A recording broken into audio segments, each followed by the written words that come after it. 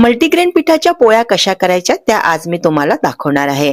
या मल्टीग्रेन पिठामध्ये मी काय काय साहित्य टाकलं आहे ते मी मागच्या व्हिडिओमध्ये तुम्हाला सांगितलेलं आहे।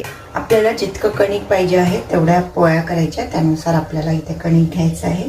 आपल्याला स्वयंपाक करताना अंदाज येतोच की आपल्याला किती कणिक लागते आणि त्याच्या किती पोळ्या होऊ शकतात, त्यानुसार आपल्याला कणिक घ्यायची आहे। कणिक घेतली, डब्बा जिथल्या तिथे ठेवून दिला।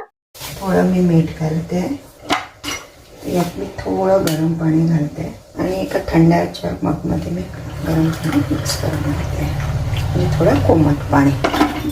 आता गरम पाण्यामध्ये आपल्याला कणिक छान मिक्स करून घ्यायची आहे।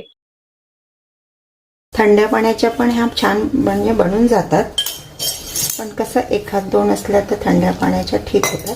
आता यात थोडं थोडं पाणी टाकून आपल्याला जसं कणिक मळतो तसंच ह्या कणकेला सुद्धा मळून घ्यायचं आहे। म्हणजे मी तर तशीच मळते, पण जर तुम्ही जशा भाकरी करत असाल आणि ज्या पद्धतीने कणिक मळत असाल तशीच मळा। आता इथे मी थोडी घट्टशी कणिक मळून ठेवलेली आहे आणि एक गोळा बाजूला ठेवून घेतलाय। त्याचा एक सॉफ्टसा गोळा बनवून घेणार। जसा आपल्याला पोळीला किंवा भाकरीला आपण जसा गोळा तयार करतो तसाच गोळा इथे आपल्याला तयार करायचा आहे।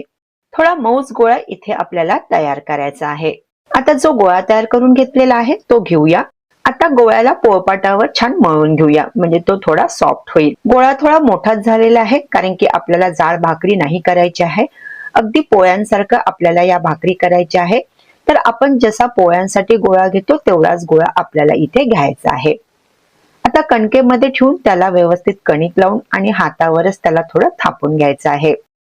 परत आपण दोन्ही साईडला त्याला कणिक व्यवस्थित लावून घेऊया आणि अगदी हळूवार हाताने आपल्याला पोळी लाटून घ्यायची आहे। जशी गव्हाची पोळी आपण लाटतो तशीच पोळी आपल्याला इथे लाटायची आहे। आता तव्यावर आपण पोळी टाकून घेऊ। गॅसची फ्लेम आपल्याला यावेळेस थोडी मोठी करायची आहे आणि जसं भाकरीवरती आपण थोडं थोडं पाणी लावतो तसंच थोडं पाणी आपल्याला या पोळीवरती लावायचं आहे। एक साईडनी भाकर छान शेकल्या गेली की आपण त्याला पलटवून घेऊया, मग दुसऱ्या साईडनी पण त्याला व्यवस्थित शेकून घ्यायचं आहे। सोबत सोबत आपण दुसरी पोळी पण लाटून घेऊया।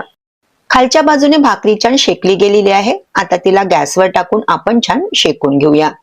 तुम्हाला गॅसवरती शेकायची नसेल तर तुम्ही तव्यावरतीच तिला शेकू शकता। अशा या मल्टीग्रेन पिठाच्या पोळ्या म्हणा किंवा भाकरी तयार झालेल्या आहेत।